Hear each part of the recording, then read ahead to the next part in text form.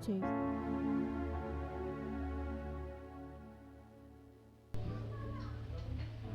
Ya, shalom semuanya. Sekali lagi shalom semuanya. Puji nama Tuhan, siapa yang berbahagia pada pagi hari ini boleh katakan amin. Haleluya. Kita mau bertemu dengan Tuhan kita yang sungguh luar biasa. Tuhan kita yang sangat-sangat selalu memberikan kita berkat yang baru setiap paginya. Maka dari itu kita mau siapkan hati kita. Kita mau masuk dalam hadirannya, kita tundukkan kepalanya, kita akan bersatu hati untuk berdoa. Hai Yesus, Bapa kami yang bertelah kerajaan surga, terima kasih Bapa buat anugerah yang Kau berikan kepada kami. Sampai hari ini Kau masih memberikan kami kesempatan Tuhan untuk terus memuji memuliakan nama-Mu. Bapa, pada pagi hari ini Kau siapkan hati kami mau bukakan hati kami agar Kau masuk dalam hati kami dan Kau hadir di tengah-tengah kami. Berkatilah ibadah kami dari awal pertengahan hingga akhirnya ya Bapa. Dan kami juga berdoa Tuhan untuk para jemaat kami yang masih dalam perjalanan menuju tempat-Mu. Berkatilah mereka Tuhan agar sampai ke rumah-Mu dengan selamat ya Bapa. Kami serahkan Bapa ibadah di dalam tangan-Mu, biarlah Kau yang bekerja dan Engkau hadir di tengah-tengah kami pada pagi hari. Dalam nama Tuhan, kami telah berucap syukur. Haleluya.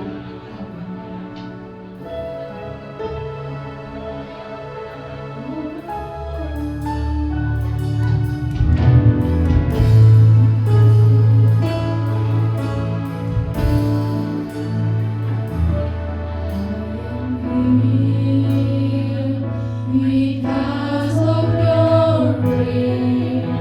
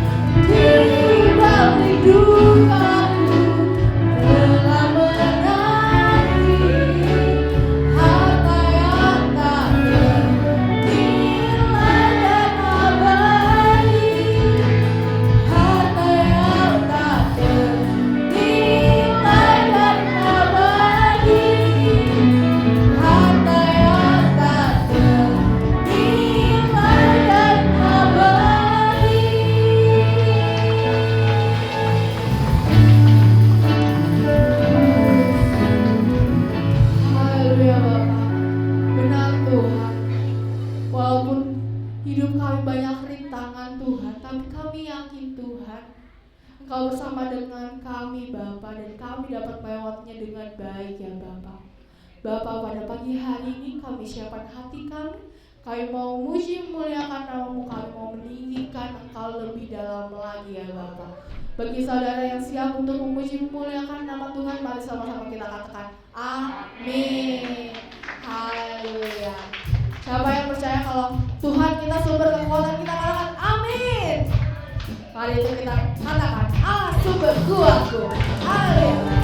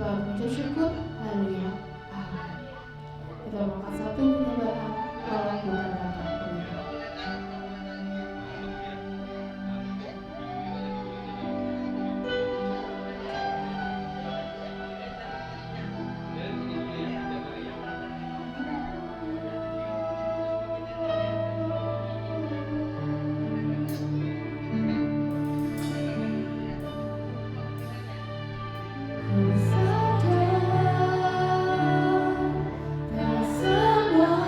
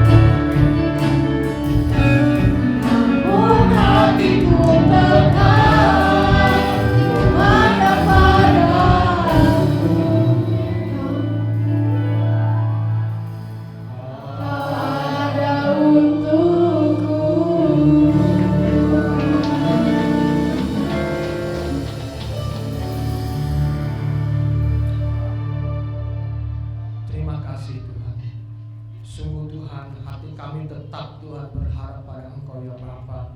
Kami hanya memandang kepada Engkau. Terima kasih Tuhan buat pagi hari ini, segala pujian, penyembahan sudah kami naikkan bagi Engkau Tuhan.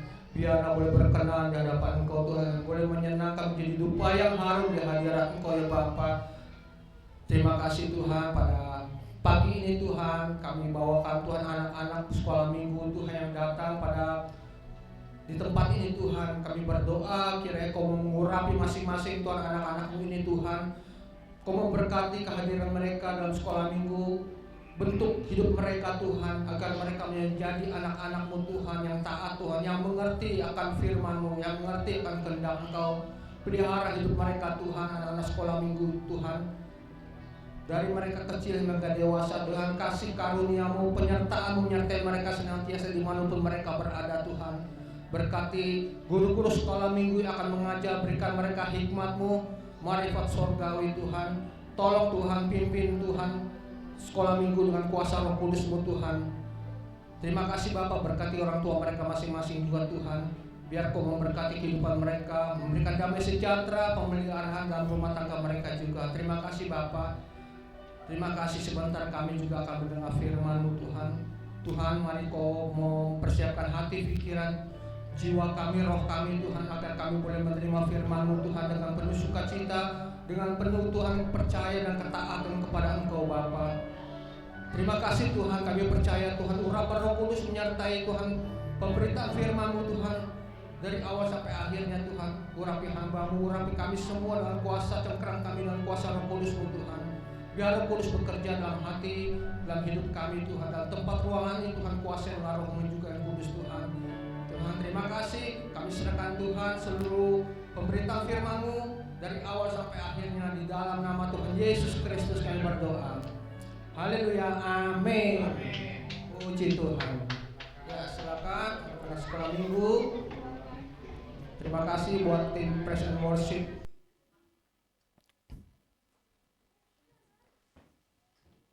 Salam saudara.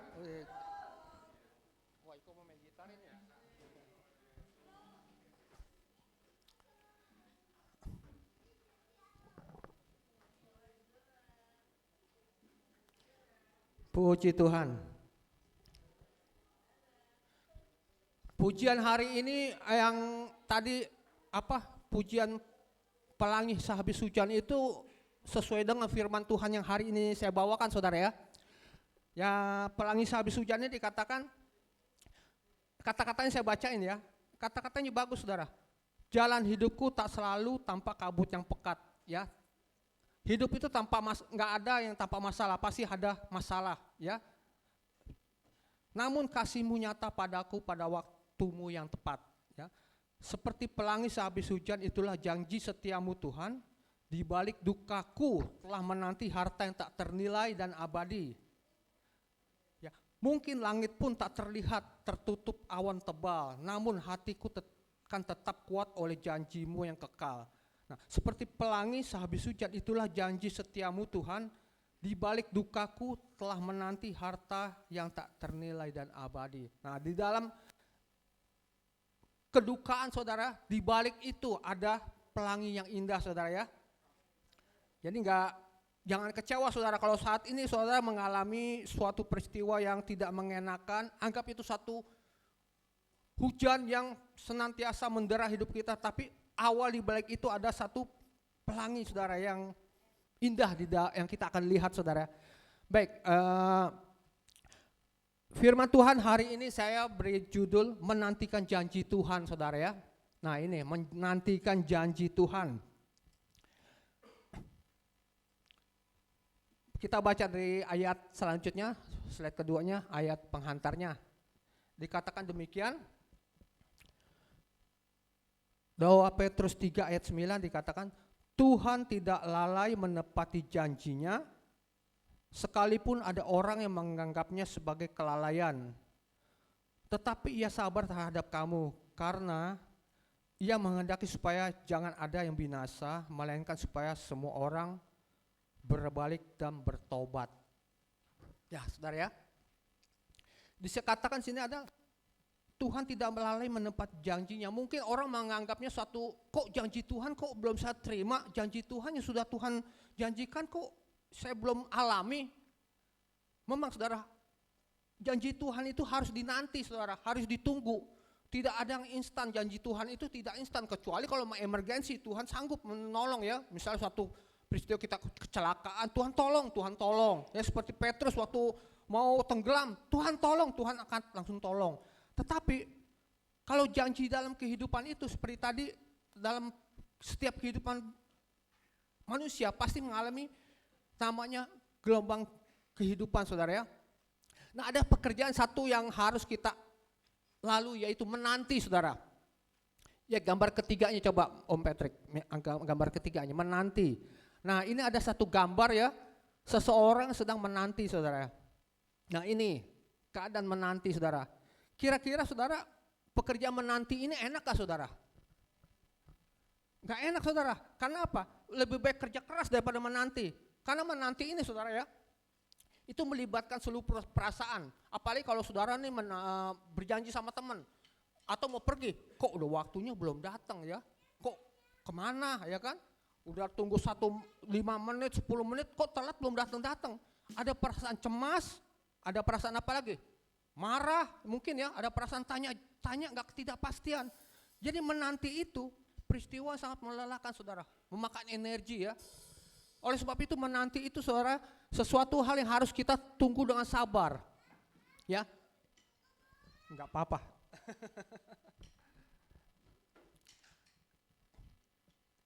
Nah ada satu penantian yang harus kita akan alami saudara ya, seperti segini. Seorang ibu itu kalau hamil untuk menantikan seorang anak itu selama berapa bulan saudara? 9 bulan ya? 9 bulan. Nah, dia itu menanti kehamilan itu untuk kelahiran seorang anak itu dengan waktu yang lama, dibawa-bawa ya anaknya kemana-mana. Tentu merasa tidak nyaman saudara ya, terutama wanita ya, kalau pria ya wanita, itu luar biasa saudara ya, dia menanti kelahiran anaknya dan setelah membesar udah waktunya dia akan bersalin. Nah bersalin itu juga mengalami suatu penderitaan saudara, penderitaan, kesakitan yang mungkin kalau dari sesar nggak terlalu sakit, tapi kalau normal itu sakit. Nah itu adalah suatu peristiwa yang harus kita alami proses saudara. Tapi setelah anaknya lahir, sukacita nggak saudara? Sukacita, ya setelah lahir anak sukacita. Tapi kalau waktu belum lahir kita menanti, aduh, jangan anak saya normal nggak ya? Anak saya begini nggak? Anak saya kulitnya hitam apa putih ya? Apa kuning? Nah, penantian itu yang cemas-cemas ya. Tapi ketika anak sudah lahir, sukacita, ya. Nah itu contoh seorang ibu. Tapi seorang petani juga begitu. Ketika dia mau menantikan hasil panennya, ya dia menunggu waktu 1 bulan, 2 bulan, 3 bulan, dan banyak sekali mungkin ada hama, ada mungkin musim kebanjiran, kekeringan, itu mengalami satu pasang surut. Nah itu ada harapan cemas, panen saya ini berhasil apa enggak? Karena apa? Dia sudah menabur benih kok takutnya enggak berhasil. Nah itu jadi menanti itu satu pekerjaan yang menanti itu pekerjaan yang sangat membosankan ya, menanti itu. Nah demikian juga kita menantikan janji-janji Tuhan juga seolah membosankan saudara. Terus terang saudara ya, saya pribadi juga kok belum juga. Nah oleh sebab itu kita belajar firman Tuhan pada saat ini ya. Memang manusia itu berjanji gampang saudara ya. Kalau manusia ini berjanji gampang, ya bisa ingkar, bisa lupa. Kalau janji sama teman apalagi. Nah saudara, apalagi kalau teman kita nih nggak penting, ya. Misalnya teman kita nggak gitu penting, kita misalnya berkunjung kepada orang ingin bertemu janji dengan orang yang tidak penting, ya. Maaf kata mungkin keadaannya yang mungkin susah, ya kan? Keadaannya mungkin tidak memadai buat kita ketemu. Kita janji nih, ya udah nanti. Misalnya contoh aja ya, maaf ya. Tukang asongan deh, besok ambil barang ya, besok jam 10 ya, jam 10. Jam 10 kita udah janji nih besok nih, kita ada acara, terus kita pergi. Udah biar asal besok deh bisa. Pergi kan? Itu ingkar kan? Nah, tapi coba kalau saudara janji sama seorang pejabat atau orang yang penting, yang berkedudukan, yang berkaya, janji misalnya, besok jam 10 kita mau di rumah saya ya, kamu datang ya. Wah iya, datangnya 1 jam sebelumnya udah datang, betul saudara? Itu manusia, sifat manusia. Hal yang jadi mana menguntungkan itu yang dilakukan. Demikian, itu manusia saudara, gampang ingkar janji, gampang lupa. Tetapi Tuhan tidak pernah lupa saudara janjinya. Ya, Tuhan itu ingat janjinya dari sejak Kejadian sampai Wahyu saudara, janji Tuhan pasti digenapi. Tidak ada janji Tuhan yang tidak digenapi saudara. Pasti janji Tuhan itu digenapi. Baik, di gambar 4 kita ngebut saudara ya. Ntar ada ininya. Di gambar 4-nya dikatakan firman Tuhan, kata Tuhan, firman Tuhan di Bilangan 23 ayat 19. Allah bukanlah manusia sehingga ia berdusta, bukan anak manusia sehingga ia menyesal. Masakah ia berfirman dan tidak melakukannya, atau berbicara dan tidak menepatinya? Ya, jadi Allah itu bukan pendusta saudara, beda dengan manusia yang tadi ya. Jadi kita harus percaya janji Tuhan itu harus dipercaya saudara, jangan saudara ragukan janji Tuhan. Nah tapi saudara, ada satu syarat saudara untuk menerima janji Tuhan ini saudara. Syaratnya apa saudara? Yaitu harus percaya dan taat dan menunggu waktu Tuhan. Ya, prosesnya lama mungkin ya, 1 hari, 2 hari, seminggu, 2 minggu, sebulan, setahun, 2 tahun, mungkin lebih dari 10 tahun. Nah, harus taat. Karena ketaatan itu perlu saudara, ya. Saudara ingat gak waktu soal janda Sarfat itu saudara ya, ketika itu dia juga taat saudara, ya, taat pada Nabi Elia ketika dia meminta roti, meminta bikinkan kue, padahal dia tepung udah nggak ada, tapi dia lakukan, taat, percaya, dan akhirnya diberkati saudara ya, dia bisa tidak kekurangan. Nah, itu adalah satu ketaatan, bentuk kepercayaan, percaya saudara ya, ketaatan itu. Yang saya ingin katakan saudara, sesuatu yang kita nantikan, ya, sesuatu yang kita akan nantikan, yang kita akan terima nih, ya, harus ada pengorbanan juga saudara. Pengorbanan apa saudara? Saudara ingin memiliki sesuatu, misalnya saudara ingin, contoh saudara ingin panen padi, ya, pengen panen padi, saudara mengharapkan panen padi nih. Pokoknya panen padi nanti saya akan masukkan sekian ton, ya kan? Nah, tapi ada syaratnya saudara. Syaratnya apa saudara? Mungkinkah saudara manen padi, tetapi saudara tidak menabur benih? Mungkin nggak? Nggak mungkin saudara. Ya, jadi kalau saudara mau manen padi, ya kan, tabur benih, tumbuhnya padi ya, gabah ya, beras. Tetapi kalau saudara tidak menabur, bisa manen nggak? Nggak bisa. Nah, jadi memang ada syaratnya saudara ya untuk kita menerima janji Tuhan, ya, untuk menerima janji Tuhan, ya, dibutuhkan taburan benih, ya. Nah, benih ini, menabur benih ini bukan bicara soal materi saudara, bukan materi saja saudara ya. Menabur benih itu, ya misalnya menabur di dalam kebaikan, ya kan? Saudara menabur di dalam pelayanan, saudara menabur di dalam doa, itu menabur. Nanti pasti ada balasannya dari Tuhan, karena hukum tabur tuai itu pasti akan terjadi saudara. Ya, tidak ada istilahnya kita menabur misalnya menanam mangga terus buahnya duren, nggak mungkin saudara ya. Karena apa? Apa yang kita tabur itu yang akan kita terima. Ya, nah sekarang janji Tuhan, dikatakan tadi janji Tuhan, saudara ini, dan janji Tuhan kan banyak nih, ya, ada ribuan, mungkin sekitar 3 ribuan janji Tuhan di Alkitab. Nah, di antara janji-janji Tuhan itu, apa janji Tuhan yang saudara harapkan selama ini? Mungkin belum terjawab saudara.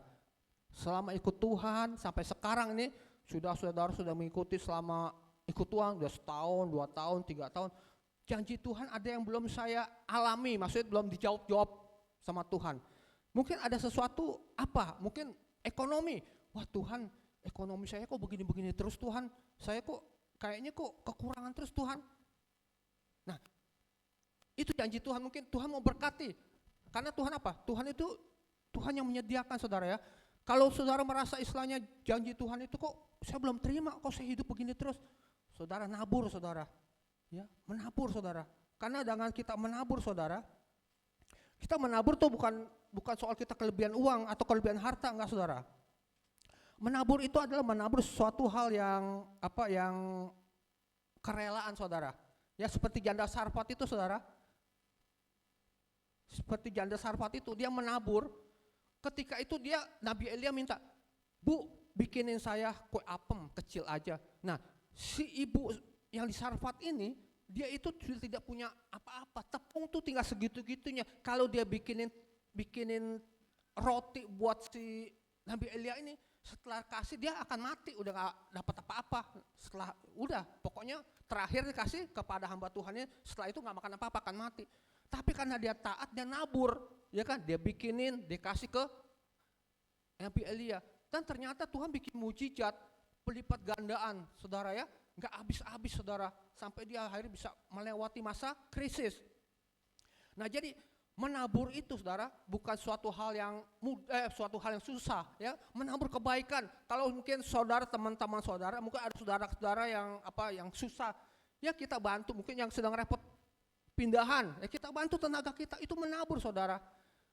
Menabur doa juga menabur saudara. Kalau saudara nih, ya kita kan doa itu penaburan untuk jawaban doa kita kan. Kalau saudara begini loh, kalau saudara jarang tidak pernah berdoa, bagaimana Tuhan untuk memberikan satu berkat saudara? Ya kan ada dalam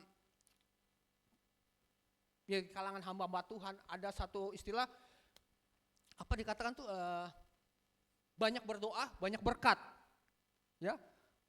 Sedikit berdoa, sedikit berkat. Terus yang ketiga apa? Tidak berdoa, tidak ada berkat. Benar saudara? Ternyata benar saudara. Karena apa?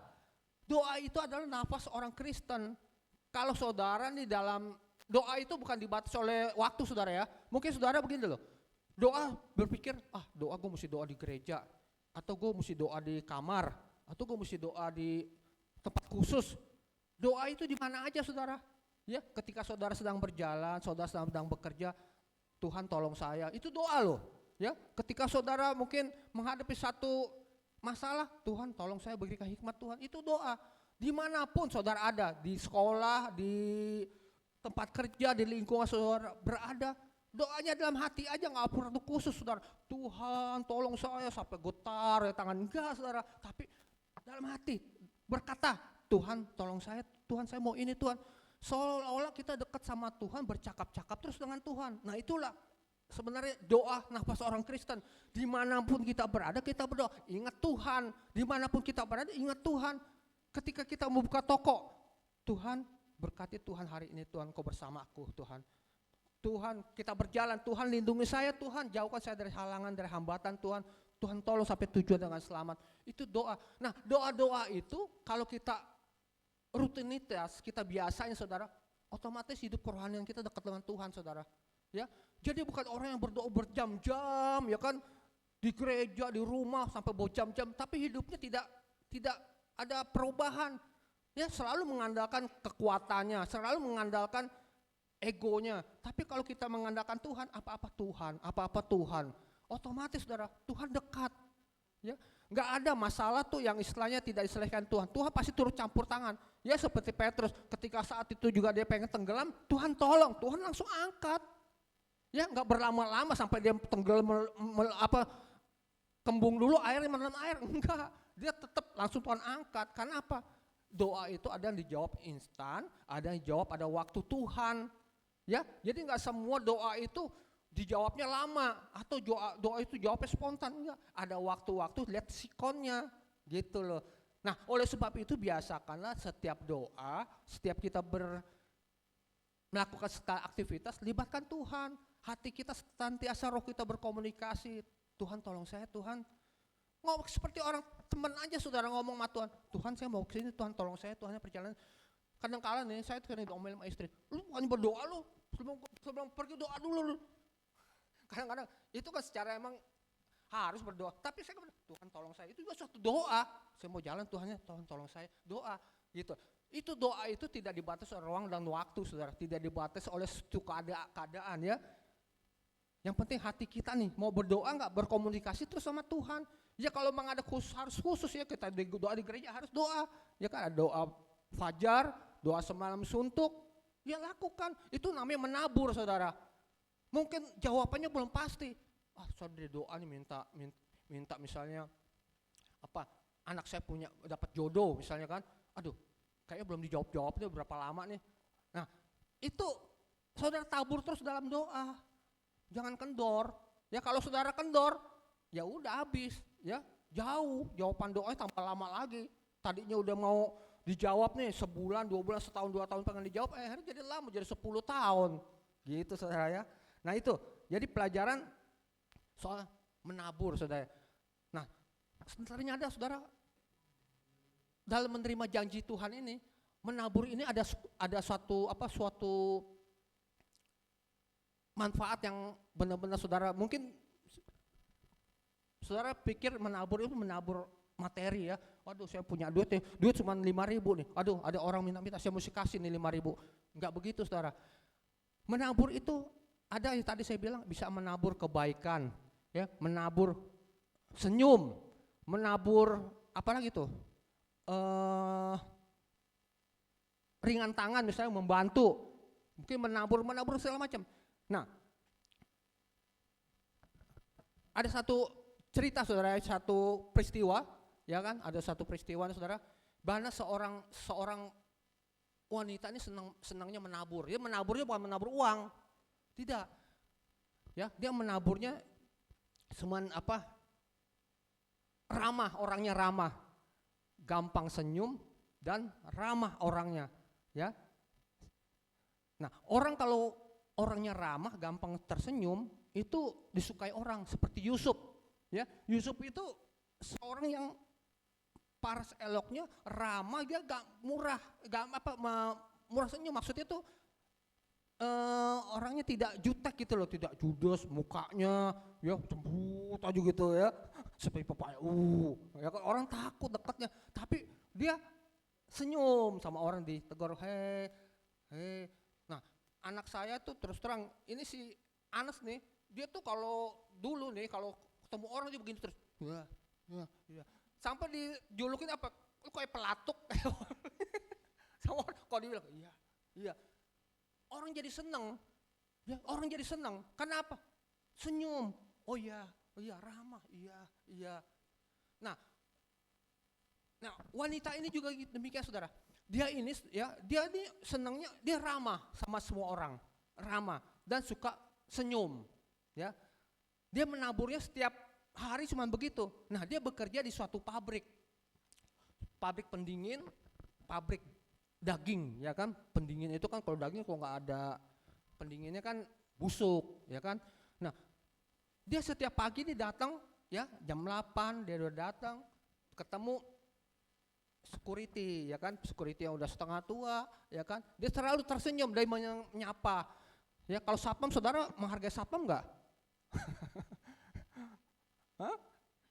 Kayaknya di dunia sekarang orang lihat status sosial saudara ya, wah siapa lu, ya kan, tapi ketika wanita ini saudara, dia ketemu satpam tua ini, Pak gimana kabarnya, tersenyum, ditegur.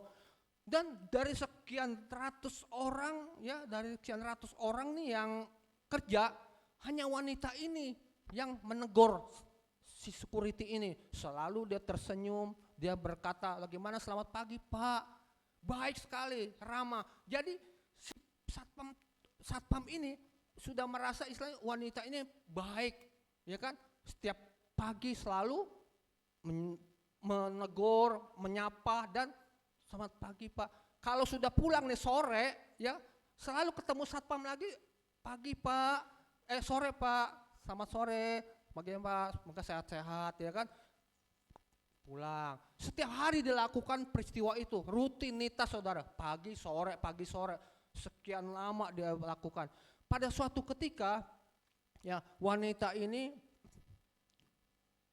kok ditungguin sama security satpam ini, ya kok udah sore, sudah waktunya pulang jam 5 kok dia nggak keluar-keluar, gitu loh.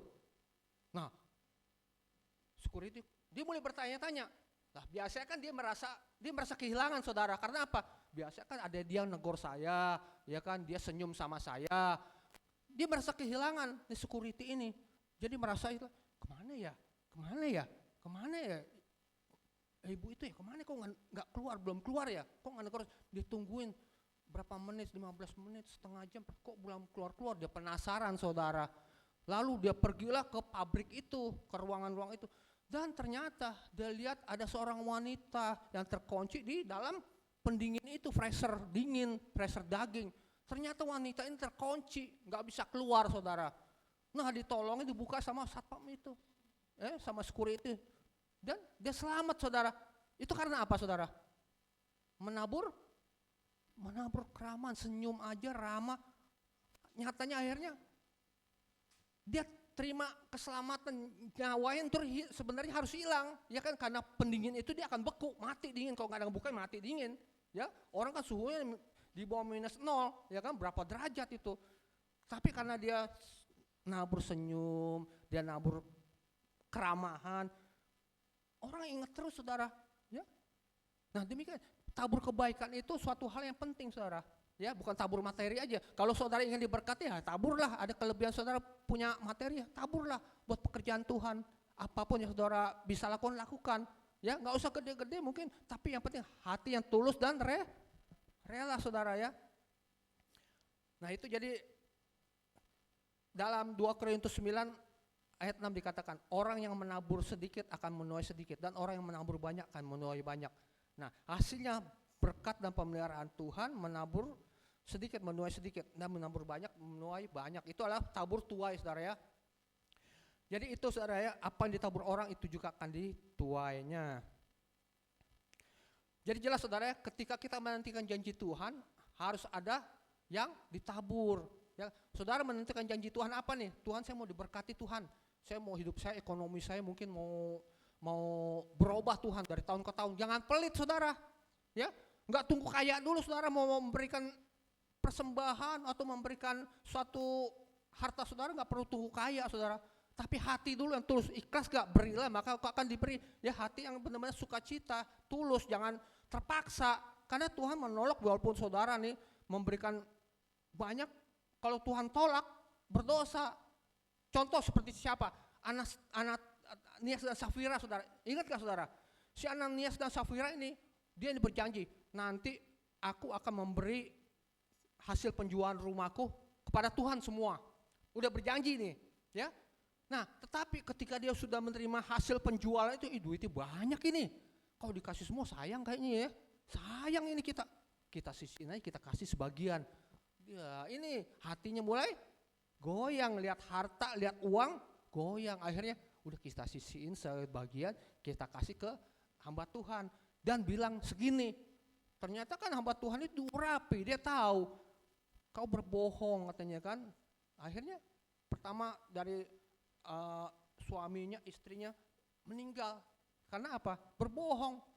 Ketika dia berbohong, kamu langsung mati di tempat saudara. Ya, karena apa? Yaitu karena istilahnya itu dia lebih mengutamakan kesukaannya dalam hal materi saudara, ya. Dia tidak mau mengutamakan istilahnya, ini janjiku pada Tuhan harus kita tepati. Kalau kita berjanji sama Tuhan, tepati, ya.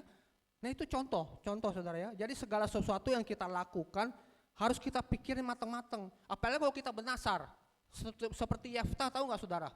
Hah? Cerita Yefta itu. Yefta ketika dia berperang, dia berjanji sama Tuhan, Tuhan saya bernasar, kalau saya perang ini saya menang, apapun, siapapun yang keluar pertama dari rumah saya akan persembahkan kepada Tuhan, saya akan korbankan kepada Tuhan. Dia menasar demikian si Yeftah ini kan. Ternyata diberi kemenangan sama Tuhan, kemenangan besar. Nah, tetapi ketika dia sedang dilulukan, masuk ke negerinya dilulukan sama rakyat, tiba-tiba dari luar anak perempuannya keluar menari-nari. Wah, bagaimana perasaan Yeftah? Padahal dia udah bernasar loh. Siapa yang keluar itu akan persembahkan pada Tuhan. Ya, tapi ya itu resiko. Makanya dalam kita hal bernasar sama Tuhan, janganlah kita terburu-buru. Ya, kalau kita tidak bisa menepati, janganlah bernasar. Ya, karena nanti seperti Ananias dan Safira ini mati dipukul oleh Tuhan. Ya, nah jadi itu ya untuk. Jadi kalau kita berdoa juga jangan kendor saudara ya. Kalau doa kita belum dijawab jangan kendor saudara. Percaya Tuhan pasti menggenapi janjinya. Ya, Tuhan itu pasti cepat dan lambat akan menepati janjinya saudara ya. Nah seringkali ini janji Tuhan itu kontradiksi dengan apa yang kita harapkan saudara. Ya kan? Saudara nih minta sesuatu kepada Tuhan, janji Tuhan apa misalnya, tapi kok keadaannya beda. Yang paling mudah itu mungkin ya dalam soal kehidupan rumah tangga ekonomi lah, kebanyakan begitu, nggak jauh-jauh. Kadang-kadang berubah dalam usaha, dalam pekerjaan, kadang-kadang tuh itu beda. Apa yang kita minta, Tuhan saya minta kerjaan yang begini Tuhan ya, nanti saya mau minta kerjaan ke sini untuk jadi bagian ini, atau saya mau sekolah, Tuhan saya mau sekolah nanti mau mendaftar untuk fakultas bagian misalnya kedokteran, ternyata beda, ya kan diterima bukan kedokteran. Saudara misalkan kalau universitas kita memilih satu sekolah universitas, ada pilihan, misal bagian fak ini nih, misal fak kedokteran, ya kan.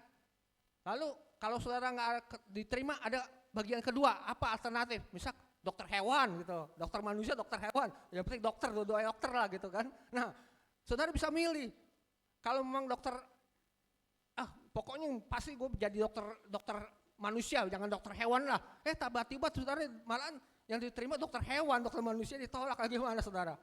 Oh kok Tuhan begini sih Tuhan, saya kan bukan daftar untuk dokter hewan, saya dokternya bukan dokter manusia, kok jadi dokter hewan?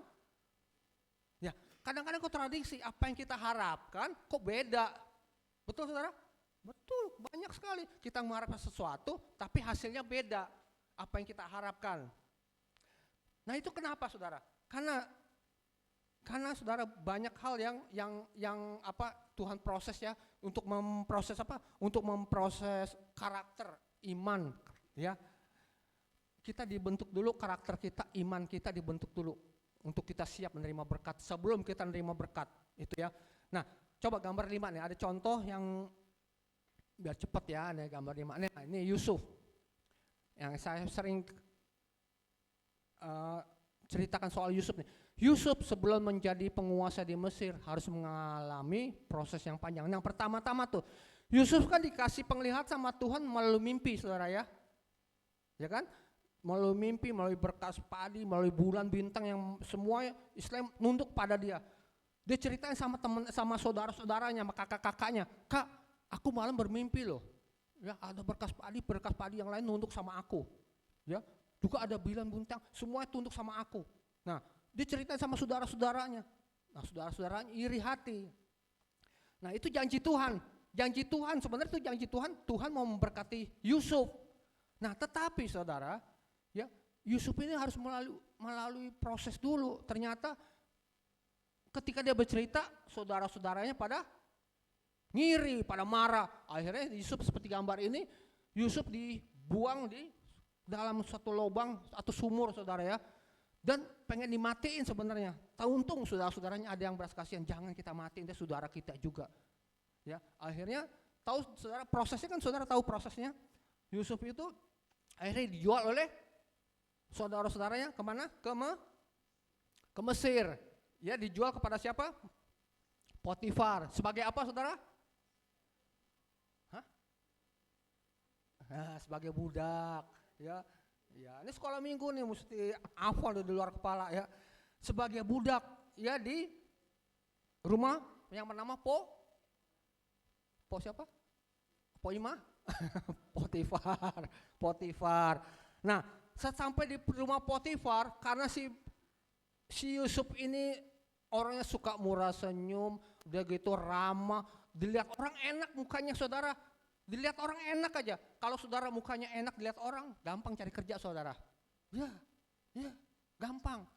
Wah, belum kerja, aduh kayak ini orang kayak ini, hatinya udah mulai senang duluan, belum juga wawancara, ya udah senang, lihat mukanya, face-nya, dari pembawaannya, senyumnya, ya dilihat dari muka.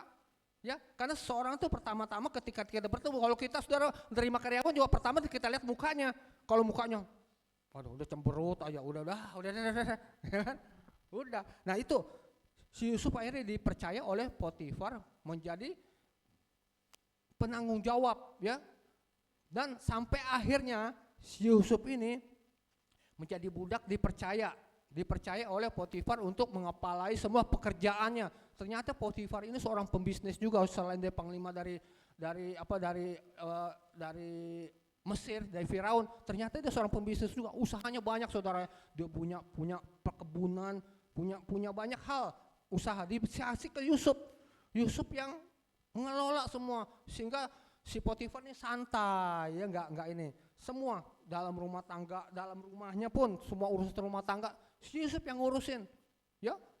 Enak saudara kalau dapat karyawan seperti itu saudara ya. Tapi kebanyakan dapat karyawan nggak benar semua.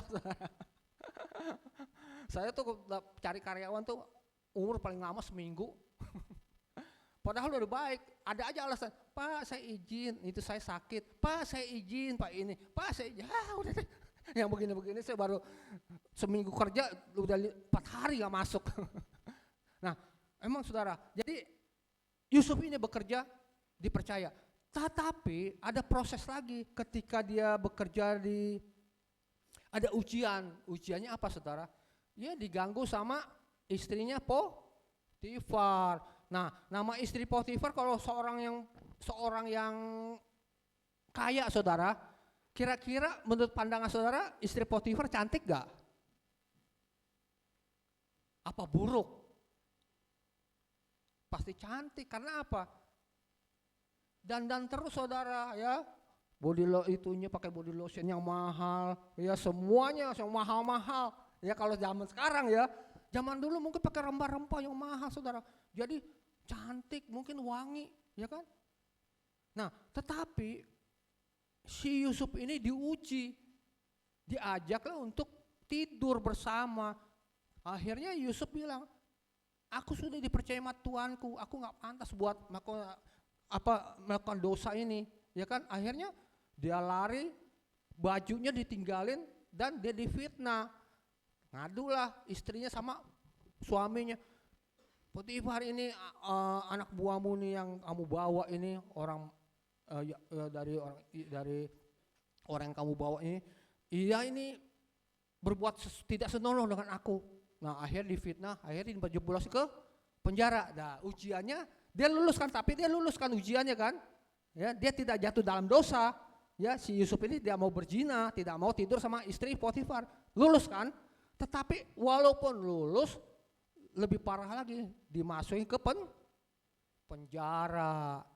Di penjara itu lama cepet saudara, dimasuk penjara ada tahu gak? Dimasuk penjara di cepet apa lama dihukumnya? Lama saudara. Udah gitu di penjara bukan penjara kayak sekarang mungkin yang ini di penjara, tapi dia khusus untuk pegawai-pegawai raja juga yang mungkin melanggar perintah raja aja. Jadi dimasuk penjara orang-orang yang pejabat juga dia digabung di situ, karena si Yusuf kan melayani seorang pejabat ya kan, dia jadi masuk penjara pejabat juga yang banyak orang-orang penting saudara. Nah ketika dia masuk penjara saudara, Tuhan proses lagi, ya kan, sekian lama akhirnya Tuhan pertemukan 2 orang juru minum dan juru makan. Mereka dua-duanya mimpi. Nah, karena si Yusuf ini mungkin dikenal sebagai tukang mimpi saudara ya, tukang mimpi. Jadi apa-apa dia mimpi bisa dia tahu saudara, artinya bisa tahu, ya kan? Ketika itu akhirnya juru makan di mimpi diceritain lah mimpi kepada si Yusuf.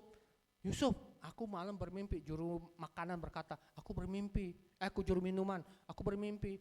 Ya kan, bawa minuman, aku mempersembahkan pihak kepada raja. Terus juga ada juga juru makanan, aku bermimpi bawa makan tapi dimakan burung-burung gitu loh. Nah akhirnya mimpi itu diartikan sama si Yusuf. Yusuf bilang nanti si juru makanan ini akan dihukum mati, ya kan? Tapi juru minuman ini nanti akan dikembalikan posisinya, ya kan? Nah ketika dia sudah menyampaikan arti mimpi ini kepada kedua pegawai raja ini, mereka keluar nih, ya kan? Udah gak masuk penjara lagi. Selama berapa tahun, 2 tahun, lupain sama juru minuman ini. Ya, ini kelewatan juru minuman udah dibantu untuk nafsirkan mimpi, dilupain si Yusuf ini.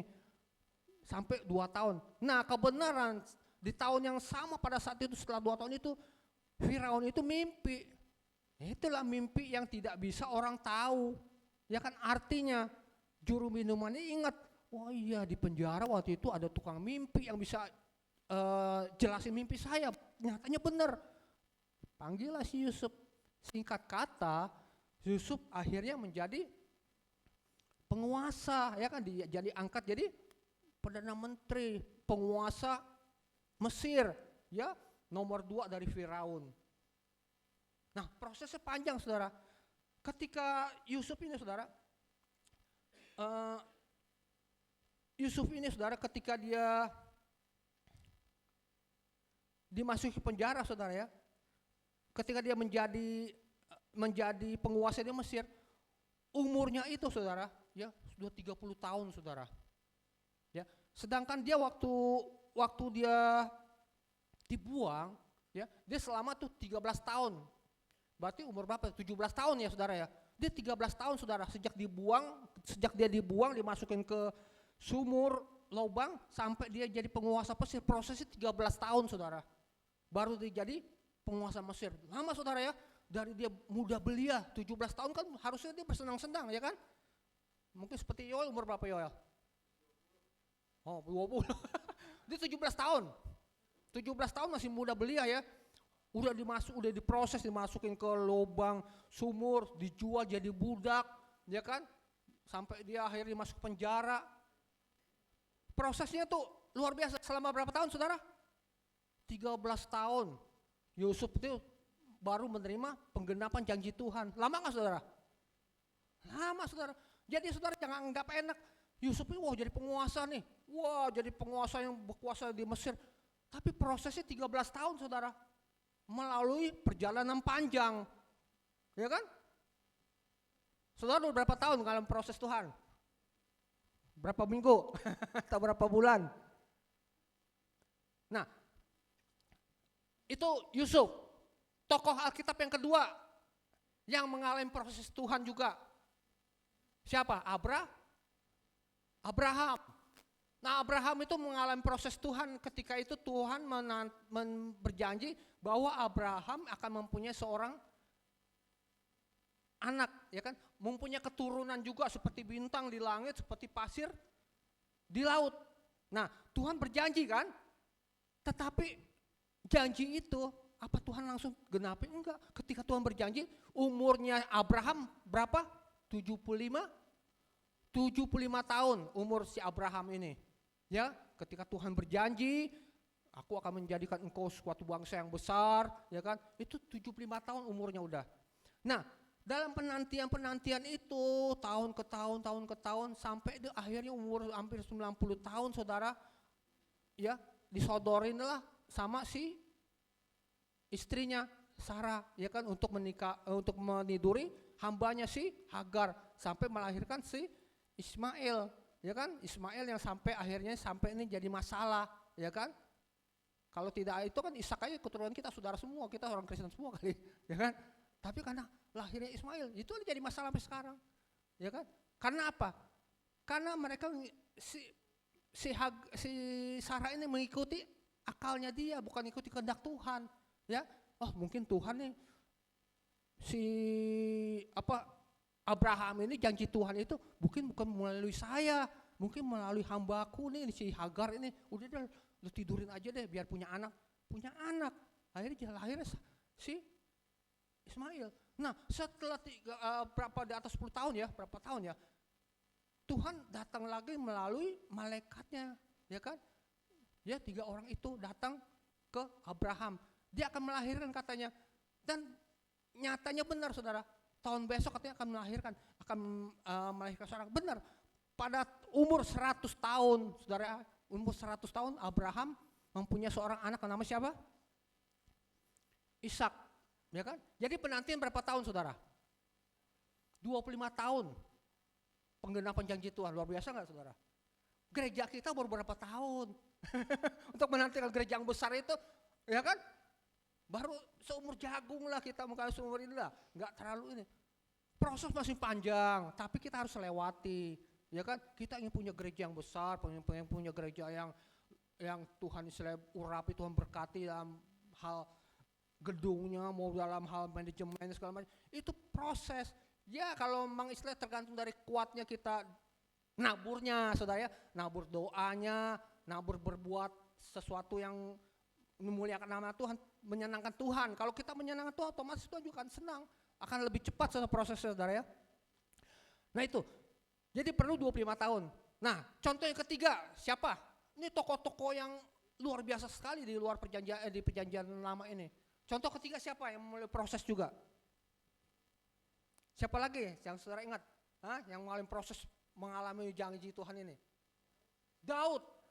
Iya benar, Daud saudara. Daud itu melalui proses yang luar biasa juga saudara. Ya, ketika dia menerima janji Tuhan nih, kan Daud diurapi nih sama Samuel. Umurnya berapa tahun saudara? Tahu nggak saudara? Ketika Samuel mengurapi Daud ini, kan Daud tidak diperhitungkan kan? Ketika Samuel mau mengurapi kakak-kakaknya si Daud ini, dipikir Samuel, wah nih, ini nih apa kakak-kakaknya yang gede-gede, tinggi gede yang akan dipilih. Ternyata enggak, Tuhan memilih Daud yang masih muda belia, yang masih kemerah-merahan, dalam Alkitab kata pipinya. Ya, seorang anak yang istilahnya nggak ada kekar, ototnya juga nggak kekar saudara, ya seperti anak biasa mungkin kurus ya, nggak terlalu besar, kurus, tapi Tuhan pilih. Ternyata Tuhan pilih hatinya saudara ya, bukan lihat perawakan tapi lihat hati. Nah akhirnya si Daud ini diurapi oleh, singkat kata ya ceritanya, diurapi oleh Nabi Samuel. Ketika dia diurapi untuk menjadi raja oleh Nabi Samuel, umurnya sekitar 15 tahun saudara. Daud ini umurnya baru 15 tahun ketika diurapi untuk menjadi seorang raja.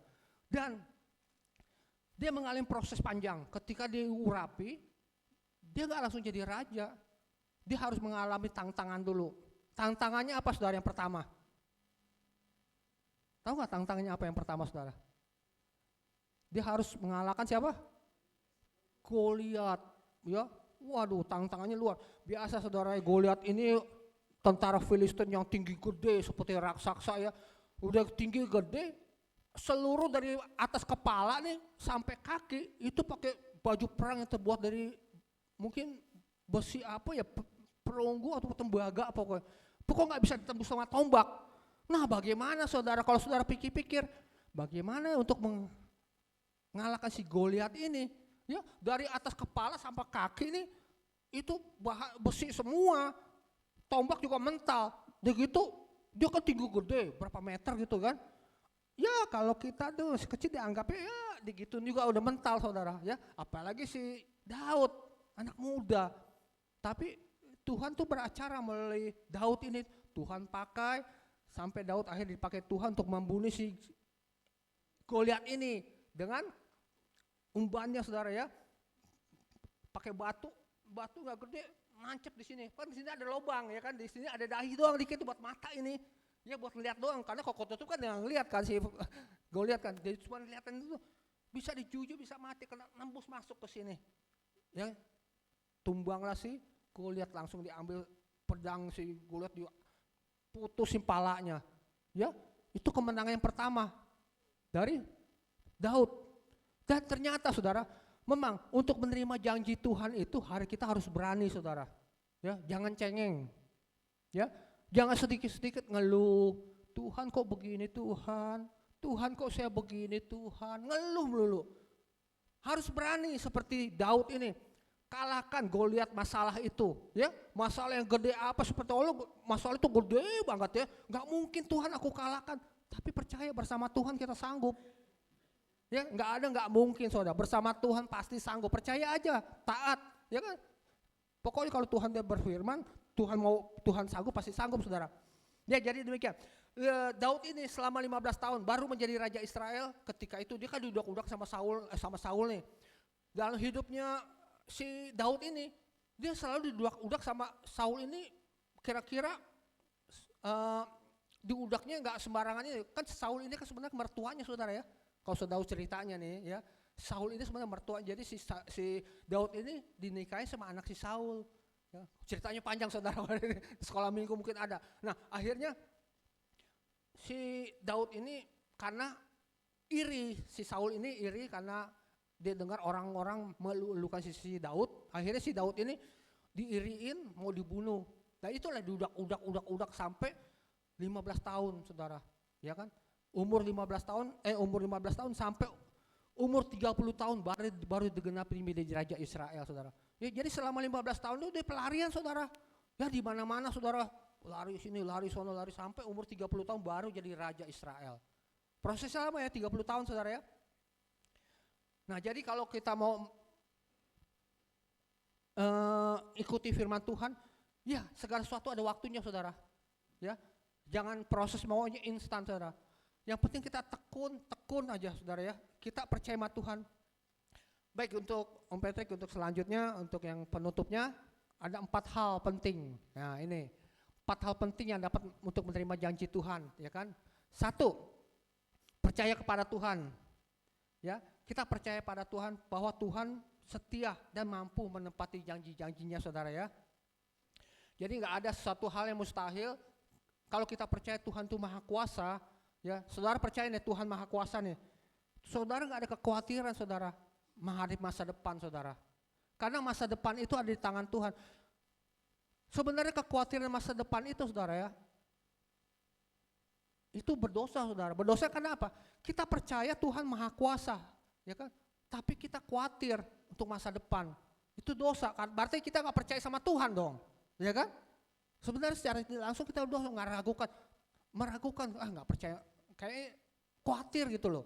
Karena kita percaya, jangan khawatir kan Tuhan, jangan khawatir, ya kan burung di udara aku piara. Nah kadang-kala itu harus kita alami saudara ya, proses-proses itu. Kedua, taat kepada Tuhan. Janji Tuhan sering berkaitan dengan ketaatan kita kepadanya. Ketika kita hidup sesuai kehendak Tuhan, kita lebih mudah melihat janjinya terjadi dalam hidup kita. Ya, jadi ketaatan itu penting saudara ya. Ya, kita mau menerima janji Tuhan seperti janda Sarfat itu harus taat. Ya kan, lakukan, walaupun tidak enak, lakukan. Ya, kalau kita taat, pasti kita akan menerima janji Tuhan seperti pelipat gandaan, seperti janda Sarfat ini, ya kan, tidak kekurangan dia. Ya, dia memberi dalam kekurangan, memberi dalam hal kekurangan dalam rumah tangganya, tetap dia memberi walaupun istilahnya dia tak tahu untuk besok untuk apa, tapi hati yang tulus ya. Nah, sabar menunggu waktu Tuhan. Nah ini yang agak repot yang tadi yang saya bilang, Tuhan selalu mendapat janjinya tapi waktunya tidak selalu sama dengan waktu kita. Kadang Tuhan ingin membentuk iman dan karakter kita terlebih dahulu, ya kan? Jadi kita menunggu kayak roh Tuhan, saudara, waktu Tuhan ya. Waktu Tuhan bukan waktu kita, saudara. Waktu kita maunya cepat, tapi waktu Tuhan belum waktunya, ya kan? Masih terus proses, ya kan? Jangan jenuh-jenuh, saudara.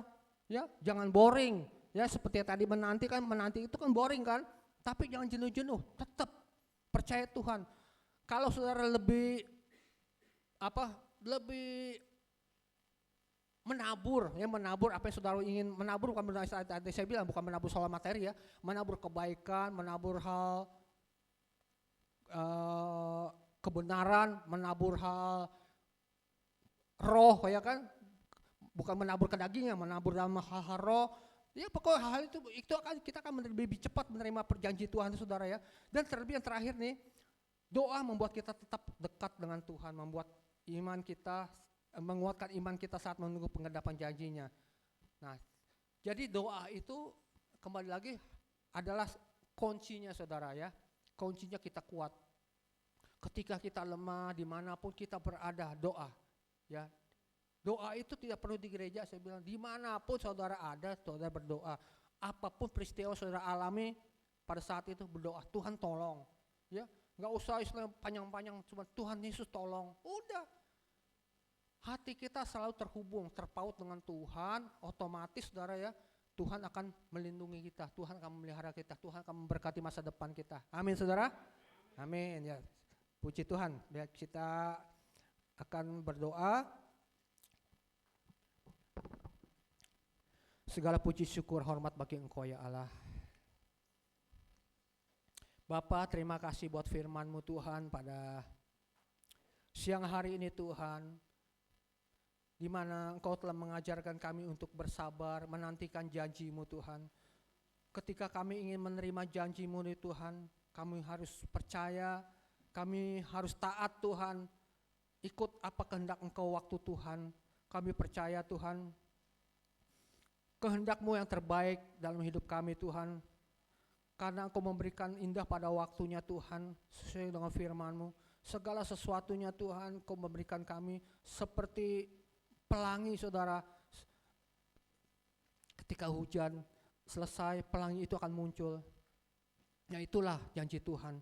Tuhan, kami buka bersyukur pada saat ini Kau masih memberikan kami kesehatan, memberikan kami kesempatan untuk datang, untuk beribadah, untuk menyembah Engkau, memuji, menyembah Engkau, juga mendengarkan, belajar firman-Mu Tuhan, yang boleh memberikan iman kami boleh lebih kuat, iman kami boleh lebih dewasa di dalam Engkau.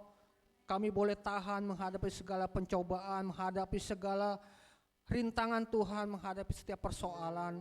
Mampukan kami Tuhan, terutama Tuhan berikan kami roh doa dalam hidup kami.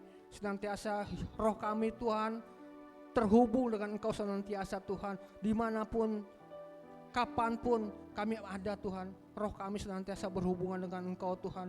Karena kami mengandalkan Engkau Tuhan, satu-satunya Tuhan. Engkaulah satu-satunya penolong kami, Engkau satu-satu juru selamat kami, Engkau satu-satunya ya Tuhan. Alasan kami ada Tuhan. Tuhan Yesus terima kasih, kami percaya Tuhan Kau memberkati gereja-Mu di tempat ini. Berkati hamba-Mu Tuhan, gembala kami, Bapak Johan, istri, keluarga, anak mantunya Tuhan, cucunya Kau berkati. Biar Engkau ada dalam hidup rumah tangga mereka, agar mereka juga Tuhan boleh menjadi alat-Mu Tuhan, menjadi kepanjangan tangan-Mu Tuhan dalam gereja-Mu di tempat ini.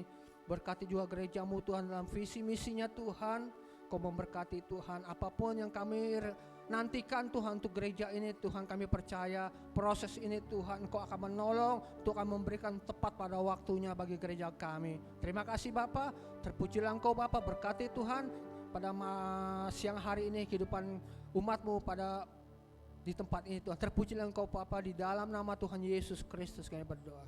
Haleluya, amin.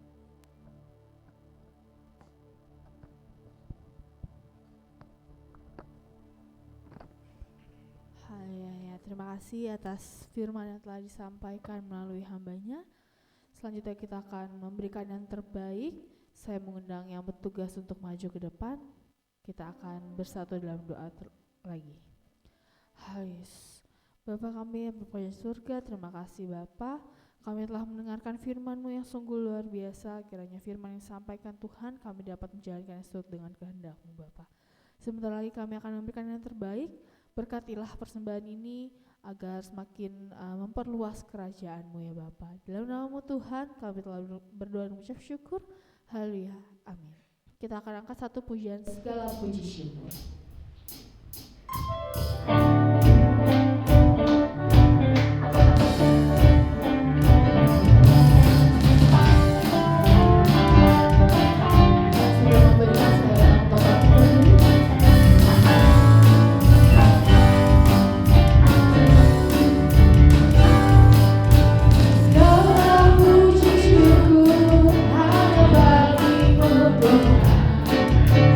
Sebab Kau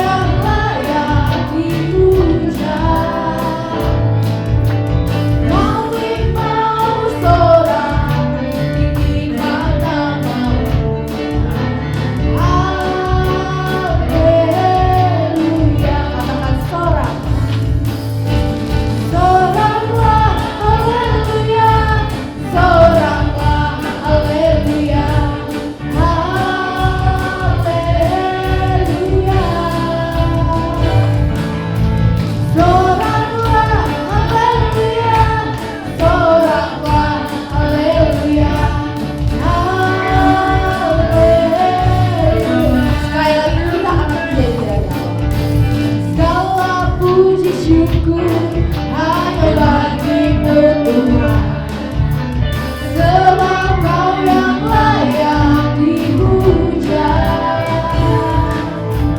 Kau memang bersorak tinggikan nama-Mu. Haleluya. Katakan soraklah, haleluya, soraklah, haleluya, haleluya.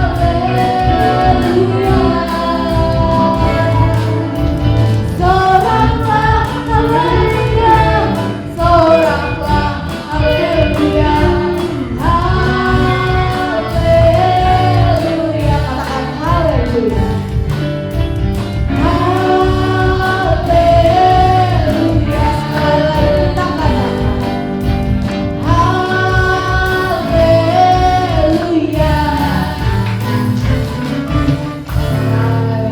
Saya bersilakan untuk duduk kembali. Atas nama Gereja Betani Jemaat Immanuel Bekasi mengucapkan terima kasih atas pelayanan yang telah diberikan oleh Bapak Suhandi. Tuhan Yesus memberkati pelayanan, aktivitas kesehatan dan keluarga Bapak. Selanjutnya kita akan mendengarkan pengumuman sepekan Gereja Betani Jemaat Immanuel Bekasi. Ibadah doa fajar setiap hari Sabtu jam 5 sampai selesai yang bertempat di Gereja Betani Jemaat Immanuel Bekasi diliburkan karena Lebaran. Lebaran, libur kita. Kemudian untuk ibadah WWI di hari Sabtu jam 3 sampai selesai juga diliburkan. Nanti akan beraktivitas kembali di minggu terakhir, Sabtu terakhir. Kemudian ibadah youth yang ada di setiap hari Sabtu jam 5 sore sampai selesai juga diliburkan. Jadi seluruh kegiatan yang ada di minggu depan kita akan liburkan karena merayakan liburan mudik, kita mudik. Oke. Nah, tapi kita akan kembali lagi di ibadah raya setiap hari Minggu jam 10 pagi sampai selesai yang disertai oleh sekolah minggu bertempat di Gereja Betani Jemaat Immanuel Bekasi. Kemudian untuk cek kesehatan setiap 3 bulan sekali bertepatan di bulan Mei. Bulan Mei di minggu kedua dimohon untuk berpuasa terlebih dahulu dari jam 10 malam sampai jam 8 pagi. Kemudian untuk Bapak Ibu semua yang mungkin ingin persembahan perpuluhan ucapan syukur atau pembangunan bisa melalui transfer lewat bank BCA.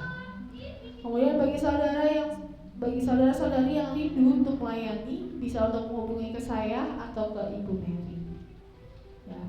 Kemudian untuk ibadah doa semalam suntuk kita akan mengadakannya di Jumat minggu pertama. Nanti akan dibagi 2 sesi, yaitu dari jam 10 malam sampai jam 12 malam. Kemudian kita akan beristirahat sampai jam 2 pagi. Nanti sesi kedua akan dilanjutkan dari jam 2 pagi sampai jam 5 pagi. Saya mengundang para jemaat Tuhan atau para jemaat Tuhan untuk bisa hadir di ibadah doa semalam suntuk kita. Kita akan berdoa untuk gereja, untuk bangsa negara dan lain sebagainya. Itu saja untuk pengumuman sepekan. Kita akan akhiri ibadah kita. Saya undang Bapak Ibu untuk bangkit berdiri kembali. Kita akan angkat satu pujian, bagi Dia segala pujian.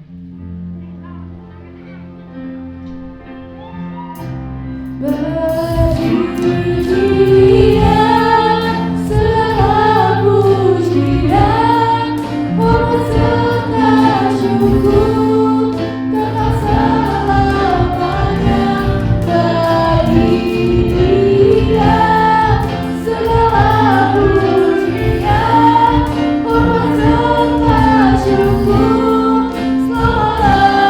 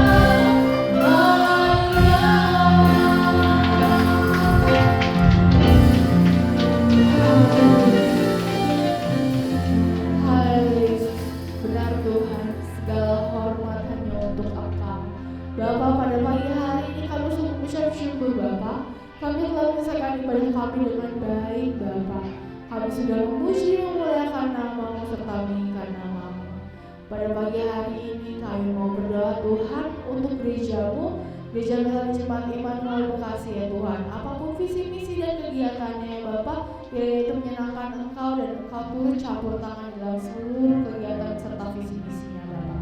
Engkau berkati juga Tuhan hamba-Mu yang telah memberitakan firman-Mu, berkatilah pelayanannya, aktivitasnya, kesehatannya dan seluruh pergumulannya Tuhan. Engkau berkati ya Bapak. Engkau berikan yang terbaik untuk hamba-Mu ini Tuhan.